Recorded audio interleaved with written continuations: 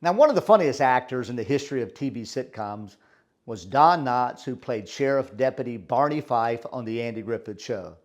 Now, Barney came across somewhat smug and super confident, which was actually just a cover for his low self-confidence. Barney was kind of an emotional powder keg, and he often overreacted to situations.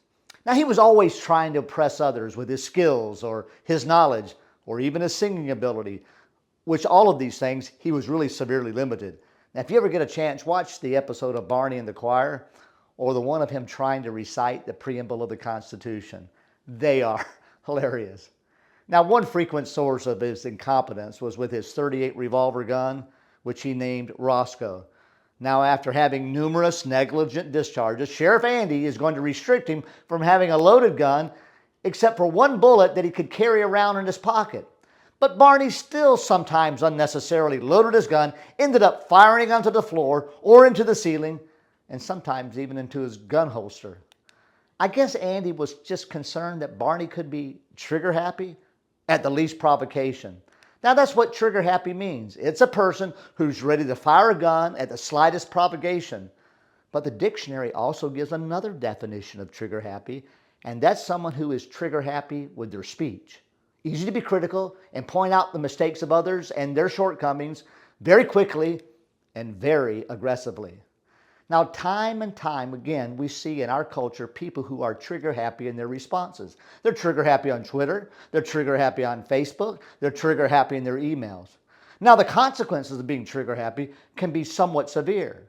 Maybe you were watching the recent speech where vice presidential candidate Tim Walz was joyfully applauded by his son Gus. The now viral moment was really touching as a proud Gus cried and he clapped and shouted, "Hey, that's my dad!" What wasn't so heartwarming was the trigger-happy responses of people.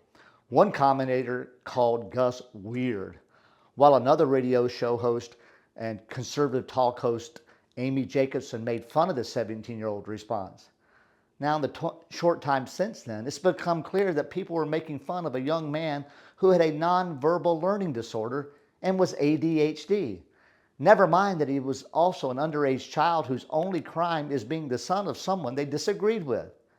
Well, the commentator has since removed her comments, and Amy Jacobson continued on as the talk show host, but had to end up resigning her coach, being a coach of a volleyball team.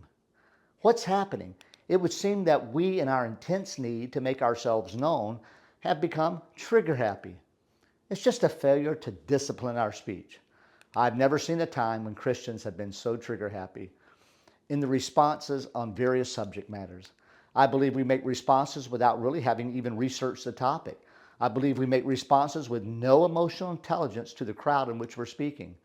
I believe that it's the cause of much hurt among families and divisions within the body of Christ.